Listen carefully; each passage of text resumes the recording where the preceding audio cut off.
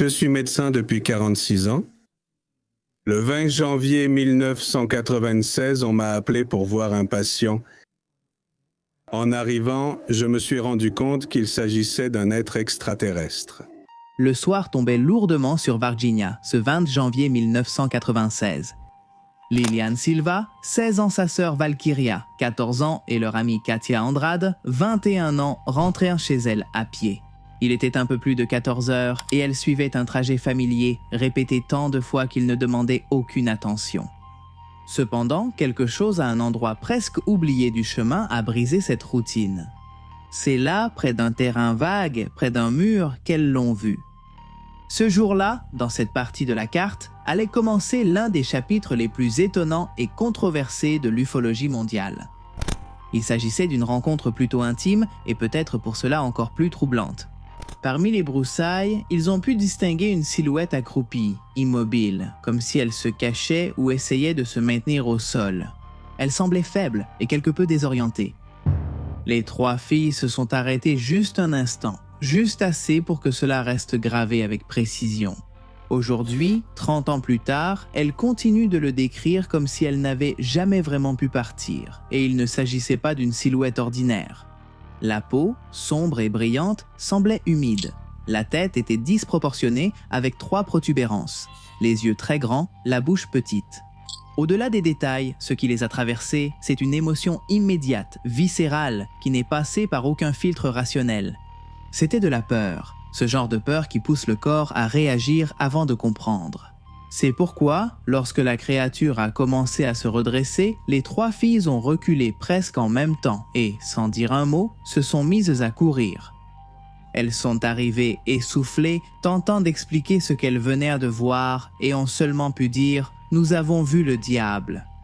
La mère de Lilian et Valkyria a écouté le récit avec un mélange d'incrédulité et d'inquiétude. Il y avait quelque chose dans la façon dont les filles ont tout raconté. Cela l'a poussée à les accompagner pour y retourner. Elle avait besoin de voir de ses propres yeux ce qui avait donné la chair de poule à ces 3 jeunes filles, toujours si joyeuses et étrangères aux superstitions. L'endroit était toujours là, le mur, le terrain, la végétation, mais la créature n'y était plus. À sa place, il y avait autre chose, une odeur forte, étrange, difficile à décrire, qui ne semblait provenir de rien de visible. Elle restait suspendue dans l'air, comme une trace, comme la seule preuve que quelque chose avait été là quelques minutes auparavant. L'histoire a commencé à circuler à voix basse, d'abord parmi les membres de la famille, puis parmi les voisins. Personne n'avait de réponse claire, mais tous partagèrent la même sensation. Plus rien ne serait jamais comme avant. Ils ne se trompaient pas, une question commençait à prendre forme, persistante, gênante et impossible à ignorer. Qu'est-ce que ces 3 filles avaient vu? Nous avons la réponse, mais ne brûlons pas les étapes. Pour mieux comprendre toute l'histoire, il est nécessaire que nous connaissions les détails de l'affaire Varginha, le Roswell du Brésil. Si ces histoires vous plaisent, vous pouvez écrire ET dans les commentaires. Accompagnez-moi jusqu'à la fin de ce reportage, où nous allons même vous laisser un extrait de l'un des premiers entretiens réalisés avec les filles qui ont été les protagonistes de la rencontre que vous venez d'entendre. Si vous vous intéressez aux cas d'OVNI et aux vidéos informatives sur les extraterrestres, je vous recommande cette chaîne Dimension Analogica, qui est la chaîne de mon scénariste Mathias Oniria, qui vient de sortir une vidéo sur Fabio Serpa, un grand chercheur sur les OVNI. Il inclut de nombreux cas d'OVNI ici dans mon pays, en Argentine, donc si cela vous intéresse, je vais vous laisser le lien à la fin pour que vous puissiez aller le voir. Et si vous venez de cette vidéo, commentez « Je viens de Magnus ».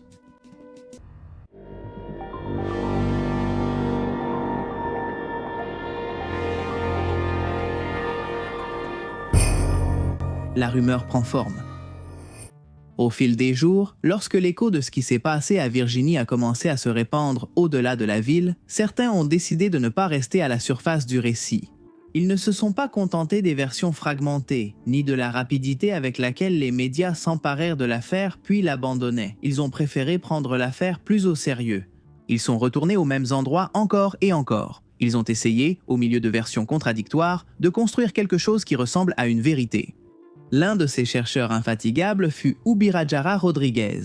Dès les premiers instants, l'avocat et enquêteur paranormal s'est impliqué dans la collecte de témoignages. parcourant les quartiers, parlant avec les voisins et enregistrant des récits qui n'arrivaient pas toujours devant les caméras. Son travail avait quelque chose de patient et d'obsessionnel. Il ne cherchait pas une seule scène, mais une séquence complète. Avec le temps, il a affirmé que ce qui s'était passé ne se limitait pas à une rencontre, mais comprenait plusieurs épisodes, reliés entre eux comme des fragments de quelque chose de plus grand qui ne faisait qu'apparaître.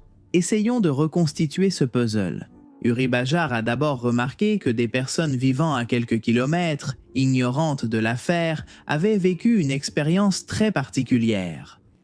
Ces personnes évoquaient un phénomène ayant traversé le ciel quelques jours avant l'épisode du terrain vague. Malgré des divergences sur les détails, leur impression était commune. Une lumière et un objet allongé qui se déplaçaient de manière étrange. C'était peu habituel au-dessus de la ville ou de ses environs.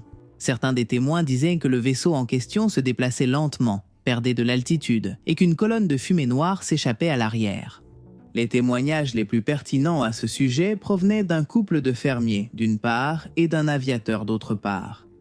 Le récit du couple était catégorique dans sa description. Ils racontaient comment leurs animaux étaient devenus erratiques face à la présence étrange qui se découpait dans le ciel. Le témoignage du pilote était encore plus extrême. Les raisons ? L'homme affirma avoir vu l'objet disparaître dans une zone boisée, puis avoir entendu un fracas. Alerté, il s'était rendu sur place le cœur battant à toute allure, imaginant un scénario digne d'une catastrophe. Même dans ses pires cauchemars, il n'aurait jamais pu se préparer à ce qui allait arriver. Une fois sur les lieux de la collision, il avait vu d'étranges fragments d'un matériau ressemblant à de l'aluminium, mais avec des propriétés étranges. L'homme ne sortit de sa stupeur que lorsqu'un groupe de militaires l'entoura et, le mettant en joue avec des armes de gros calibre, l'obligea à se retirer. C'était bien la scène d'un accident évident, oui, sauf que ce qui était tombé ne correspondait à rien que le pilote expérimenté ait vu jusqu'à présent. Jusqu'à l'arrivée du Bajjar, ces récits étaient restés isolés, sans lien entre eux. Maintenant, ils commençaient à s'unir. La question surgissait naturellement, sans qu'il soit nécessaire de la formuler à voix haute. Si quelque chose d'inhabituel avait été vu tombant du ciel et que, quelques jours plus tard, une créature inhabituelle avait été aperçue sur Terre, pouvait-il y avoir un lien entre les deux ? Comme vous pouvez l'imaginer, l'histoire a évolué. Ce qui était arrivé aux trois filles n'était plus une simple rencontre fantastique dans un terrain vague. C'était la possible conséquence de quelque chose de plus grand, la partie émergée de l'iceberg d'un événement, qui, plus tôt que tard, allait changer Varginha complètement. De nouvelles questions ont commencé à émerger, des questions plus profondes. Cependant, alors que certaines personnes faisaient écho à ces interrogations, d'autres ont commencé à se montrer inquiètes et hostiles. Nous parlons de personnes puissantes qui ont rapidement commencé à tout recouvrir d'une chape de brouillard aussi froide que calculée. Le gouvernement nie être au courant. Alors que certains journaux commençaient à parler de l'été de Varginha, le climat a commencé à changer dans ces régions. Il n'était pas besoin de regarder le ciel, ni de chercher des êtres d'une autre planète pour s'en rendre compte.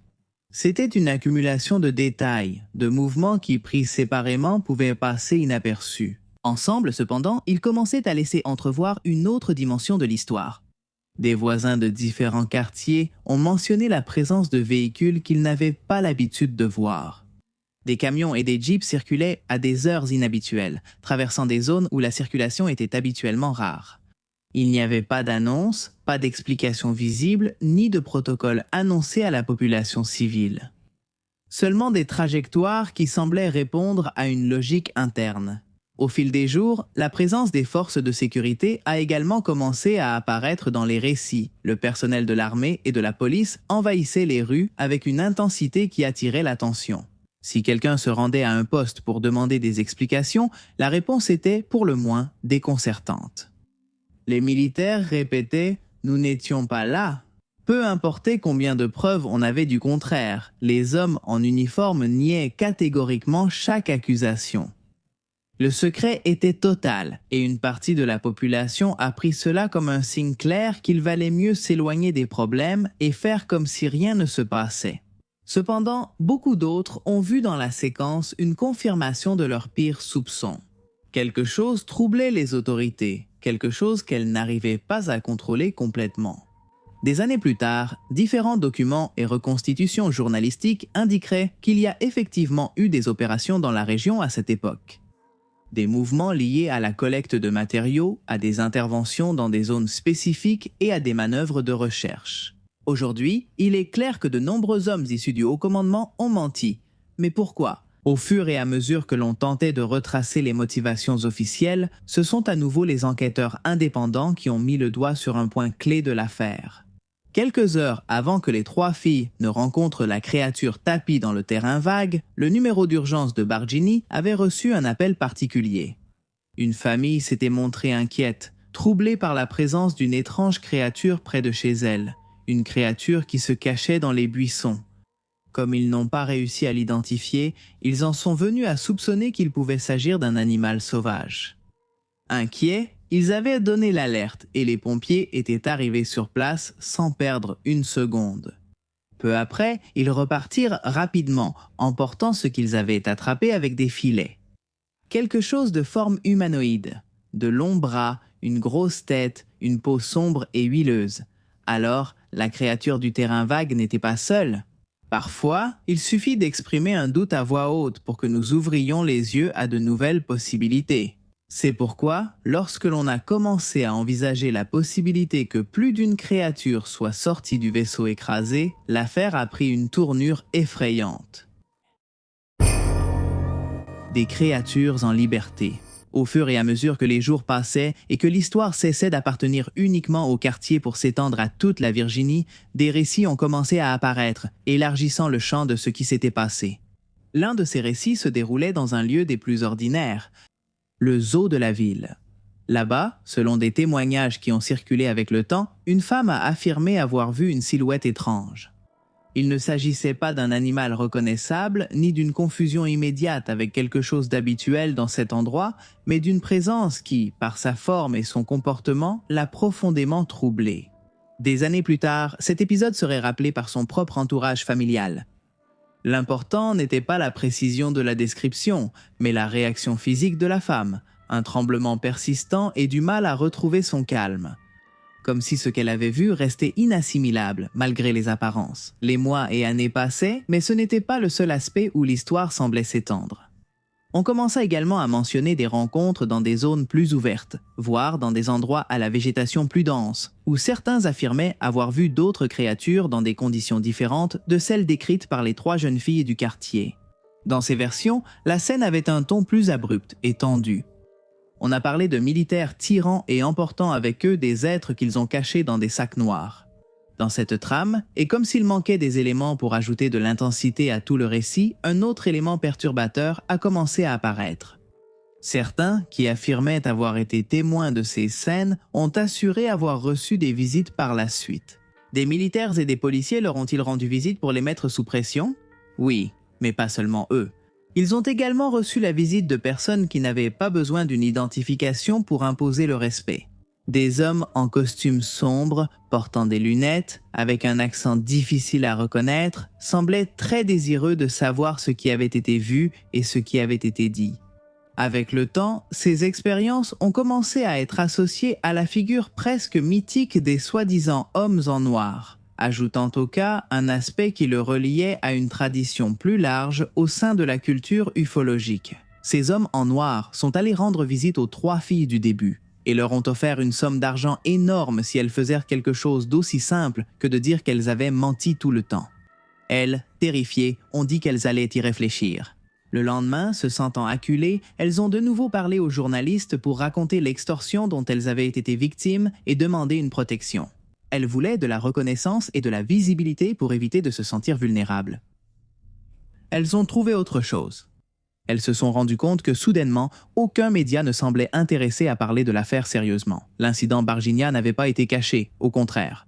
Il était mentionné dans toutes les émissions les plus regardées, mais toujours sur un ton ridicule. C'était comme si une campagne silencieuse et efficace avait été mise en place pour discréditer toute tentative de faire la lumière sur ce qui s'était passé. Malgré cette pression apparente, l'intérêt de ceux qui voulaient voir ce qui avait été balayé sous le tapis ne s'est pas arrêté. De nouveaux éléments ont même été ajoutés, parmi eux un particulièrement sensible. La possibilité que certaines de ces créatures aient été transférées dans des hôpitaux de la région. Et c'est ainsi que notre histoire revient au début. ¿A dónde fueron los cuerpos? Certains médecins et membres du personnel de santé ont affirmé avoir été témoins d'admissions atypiques et de situations qui ne répondaient pas aux procédures normales. Ils ne décrivaient pas toujours avec précision ce qu'ils avaient vu, mais ils s'accordaient sur le sentiment d'être confrontés à quelque chose qui dépassait leur expérience personnelle. Dans ces récits, il était question de corps transportés dans des conditions inhabituelles, d'accès restreint et de moments où la logique de l'hôpital semblait être altérée. Ce n'étaient pas des scènes prolongées ni facilement reconstituables, mais plutôt des fragments, des perceptions, des instants qui restaient gravés davantage par ce qu'ils suggéraient que par ce qu'ils montraient directement. Des personnes en uniforme sont entrées dans des hôpitaux locaux, certaines zones sont restées fermées, ils ont pris le contrôle d'instruments professionnels très spécifiques. Encore une fois, ils ont choisi de ne pas donner d'explications, et quand ils en ont donné, les contradictions sont devenues évidentes. Qu'ils effectuaient un exercice, qu'un soldat s'était brûlé tout le corps, qu'ils avaient besoin de faire des inspections de routine. Rien ne semblait vraiment logique, mais il ne restait plus qu'à obéir. D'après la reconstitution, plusieurs corps sont passés par différents hôpitaux, jusqu'à finalement arriver dans des bases militaires. Là, ils auraient été embarqués dans des avions. Et pas n'importe quels avions, des avions américains. Ce détail a conduit à la recherche de registres de communication entre le Brésil et l'Amérique du Nord. La présence d'aéronefs étrangers a été confirmée dans la région et on a appris que le gouvernement, à cette époque présidé par Bill Clinton, il avait parlé avec le pays sud-américain au début de janvier 1996 avant que les agriculteurs et le pilote ne soient stupéfaits par l'objet qui traversait le ciel. Et pourquoi avaient-ils communiqué? Justement pour les avertir qu'ils avaient des preuves que quelque chose de grand et de non identifié s'approchait. Un autre des récits qui a le plus résonné à cette étape de l'affaire était celui lié à un membre de la police militaire, Marco Elischerese. Selon différents résumés, le jeune homme aurait participé à la capture de l'une des créatures. Quelques jours plus tard, son état de santé a commencé à se détériorer rapidement. Il a été hospitalisé dans un état grave et est décédé le 15 février 1996. Sa mort a été expliquée médicalement comme la conséquence d'une infection sévère avec une évolution rapide. Cependant, dans le contexte de l'affaire, cet épisode a pris une autre tournure. Pendant ce temps, des chercheurs de différents pays intéressés par les phénomènes aériens non identifiés ont commencé à suivre l'affaire par solidarité avec leurs collègues brésiliens, qui étaient devenus la risée de la société. Ils ont recueilli des témoignages et sont allés en ville chercher des réponses. Leurs rapports ont vite atteint d'autres pays. L'histoire n'était plus seulement locale, elle était devenue un point d'intérêt au sein de l'ufologie internationale. Mais cette expansion a aussi apporté autre chose. Les voix sceptiques ont commencé à se faire entendre plus clairement. Des journalistes et des analystes ont commencé à examiner les récits, à chercher des incohérences et à proposer des interprétations alternatives. Ainsi, Varginha a commencé à exister sur deux plans en même temps, et dans ce croisement, l'affaire, loin de s'affaiblir, est devenue plus complexe. La visión escéptica. L'affaire désormais installée au-delà de Varginha, des interprétations ont émergé, cherchant à considérer tout cela sous un autre prisme. Certains chercheurs ont concentré leur attention sur l'épisode initial, sur cette brève rencontre qui a servi de point de départ pour qu'une petite pierre se transforme en une immense avalanche. La scène, observée en plein jour sur un terrain irrégulier, avec de la végétation, des débris et des ombres pouvant fausser la perception, a été analysée sous de multiples angles.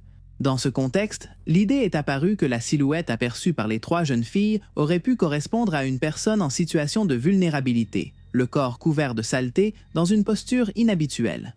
La réaction de peur, intense et immédiate, devenait centrale dans cette interprétation, comme un facteur capable de modifier la façon dont l'image s'est fixée dans la mémoire. On a même vérifié qu'il y avait un sans-abri qu'on appelait le muet. Il marchait courbé et avait des problèmes mentaux. Est-ce lui que les jeunes filles avaient vu? Cela expliquait-il tout? D'autres se sont penchés sur la manière dont l'histoire a pris de l'ampleur et sur la façon dont un récit initial peut s'étendre en commençant à circuler. Incorporer de nouveaux éléments, se connecter à d'autres témoignages qui jusque-là restaient isolés et créer une fausse impression de cohérence. Il est bien connu que la répétition, l'exposition médiatique et le passage du temps interviennent dans la construction d'un récit qui ne reste pas statique, mais qui peut évoluer vers l'impensable. Les mouvements militaires ont également été analysés. Le Brésil dispose de bases et d'unités opérationnelles dans la région du Minas Gerais, et les déplacements de véhicules ne sont pas en soi extravagants. Certains rapports officiels ont indiqué que certaines activités correspondaient à des opérations logistiques habituelles. La perception de l'étrangeté dans ce cas aurait été liée au contexte. Une série de rumeurs antérieures qui prédisposaient à interpréter tout mouvement comme faisant partie de quelque chose de plus grand avait suffi à faire en sorte que la panique dévore tout. Le cas du caporal Marco Eli Cherez, quant à lui, a été examiné d'un point de vue médical. Son décès a été rattaché à des paramètres médicaux connus. L'association avec l'épisode de Varginha serait apparue par la suite. Des années plus tard, les rapports officiels ont tenté d'organiser la séquence des événements selon des hypothèses plus conventionnelles, y compris la possibilité que les créatures supposées aient été des singes ou des situations mal interprétées lors d'un moment de forte suggestion collective. Même l'idée que tout l'épisode ait pu servir de diversion a trouvé sa place dans ces interprétations. Le Brésil traversait à cette époque une période de transformations économiques et de tensions sociales qui occupaient une place importante dans l'agenda public. Dans ce contexte, l'apparition d'une affaire aussi marquante que celle de Varginha avait la capacité de capter l'attention de manière presque immédiate. A-t-il alors été utilisé comme écran de fumée? On n'a jamais vu de photos d'aucune des nombreuses créatures, ni du gigantesque ovni. On n'a jamais eu d'autres preuves de l'existence des hommes en noir que les récits de ceux qui, en théorie, auraient dû les affronter. Pour beaucoup, le mot « fraude » flottait dans l'air. Déterminés à ne pas se laisser intimider par les sceptiques, les plus croyants et les chercheurs du phénomène ont alors décidé de doubler la mise. À cette époque, une série de faits ont été classés et évalués pour démontrer que ce n'était pas la première fois qu'un événement comme celui de Varginha se produisait dans le pays. Brasil Ufologia. À mesure que l'affaire grandissait, il devenait clair que ce genre d'histoire n'était pas nouveau pour le Brésil. Au contraire, il semblait faire partie d'un territoire où le ciel, depuis des décennies, avait été le théâtre d'épisodes difficiles à oublier. L'un des précédents les plus retentissants avait eu lieu des années auparavant, en mai 1986, lors de ce qui serait ensuite connu comme la nuit officielle des ovnis. Cette nuit-là, les radars de la force aérienne ont détecté de multiples objets survolant différentes régions du pays, ce qui a conduit au déploiement d'avions de chasse. Les pilotes qui ont participé à ces interceptions ont décrit des lumières qui se déplaçaient de manière inhabituelle, changeant de vitesse et de direction en plein vol.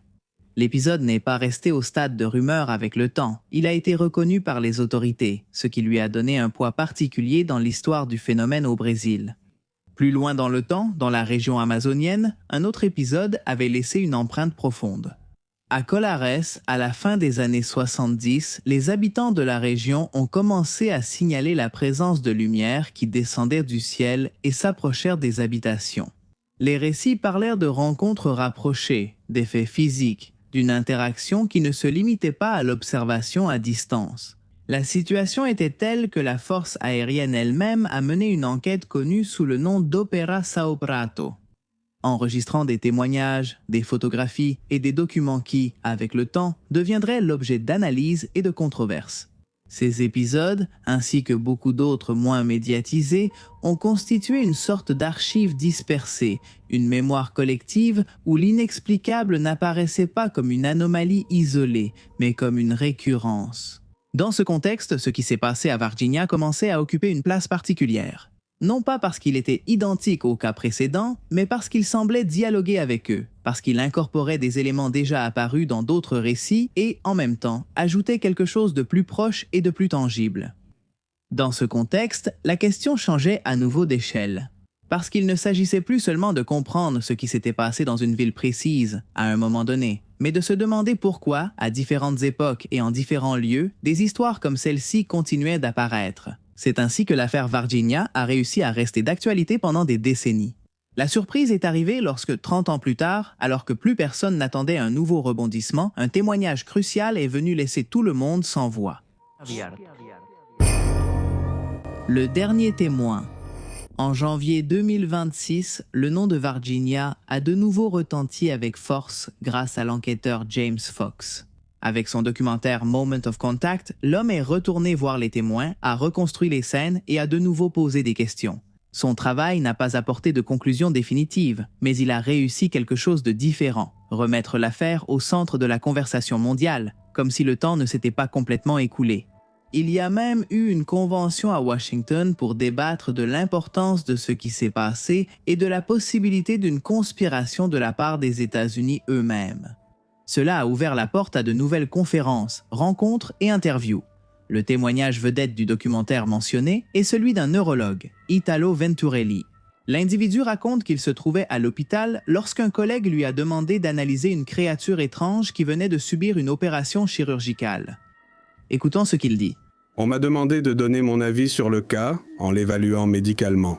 Conscient, sans douleur, sans saignement, respirant bien, très tranquille et calme.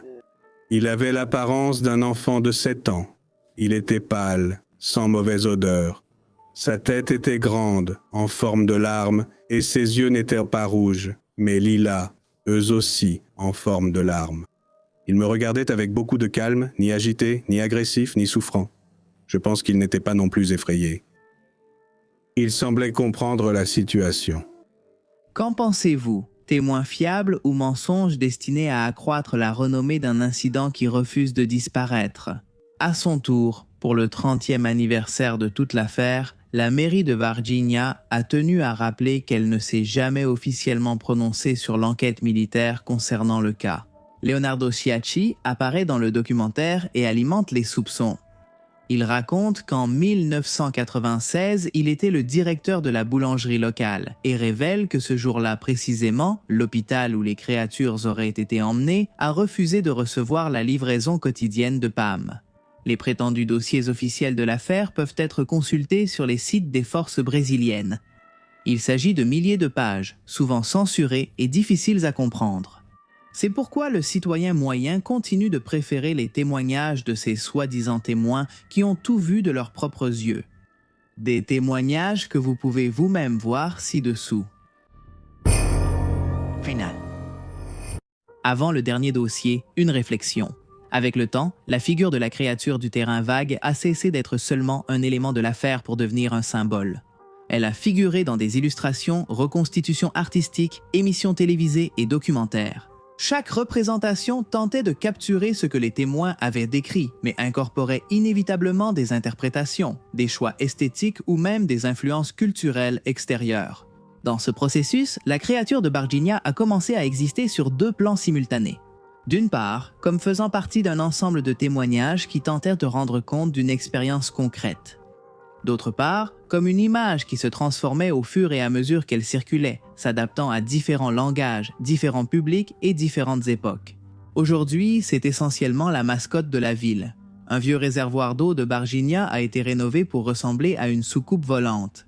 De nombreux commerçants de la région vivent aujourd'hui du tourisme ufologique, et les chasseurs d'histoire ne cessent d'arriver à chaque anniversaire de la désormais légendaire rencontre. L'épisode du terrain vague fait partie de l'imaginaire du lieu, et même ceux qui ne croient pas qu'il se soit passé quelque chose d'un autre monde sont heureux de raconter l'anecdote aux nouveaux arrivants. Il est intéressant de souligner que Ubirajara Franco Rodrigues, l'homme qui a suivi de près de nombreuses pistes révélées, a été coéditeur et consultant du magazine OVNI Magazine. Après son départ, il a accordé à ce magazine une interview qui est devenue célèbre dans le milieu ufologique. Dans cette interview, il admettait qu'il adopte actuellement une position sceptique concernant la plupart des événements ufologiques déjà étudiés par ses collègues et même par lui-même. Quoi qu'il en soit, Varginha n'a jamais été la même. Les croyants pensent que la manipulation et la spectacularisation de ce qui s'est passé font que la vérité est inévitablement ensevelie sous des kilos et des kilos de paraphernalia. Les non-croyants sont en colère parce que ce qu'ils considèrent comme une énorme supercherie s'est approprié l'identité de leur rue. Les questions, quant à elles, demeurent. Y a-t-il vraiment eu un accident de vaisseau extraterrestre à Varginha? Les membres d'équipage de ce vaisseau ont-ils été capturés et tués? Qu'est-il advenu d'eux? Qu'est-il arrivé au mystérieux homme en noir? Dans ce mouvement constant, dans cette impossibilité de fixer une seule version, c'est là que l'affaire trouve sa forme la plus persistante. Les réponses brillent par leur absence, mais la question reste ouverte à travers le temps, attendant peut-être qu'une nouvelle révélation finisse par nous donner une excuse pour rouvrir l'affaire. Quand on descendait, on a regardé derrière nous et on l'a vu là. Une chose étrange, ronde. Il avait des bras et des jambes normaux, mais quand on a bien regardé, ce n'était pas vraiment un homme. Il avait des cornes. Si vous vous intéressez aux cas d'OVNI et aux vidéos informatives sur les extraterrestres, je vous recommande cette chaîne, Dimension Analogica, qui est la chaîne de mon scénariste. Mathias Oniria, qui vient de sortir une vidéo sur Fabio Serpa, un grand chercheur d'OVNI argentin, et il inclut de nombreux cas d'OVNI, ici, dans mon pays, en Argentine. Donc, si ça vous intéresse, je vais vous laisser le lien à la fin pour que vous puissiez aller le voir. Et si vous venez de cette vidéo, commentez « Je viens de Magnus Mephisto », sous-titré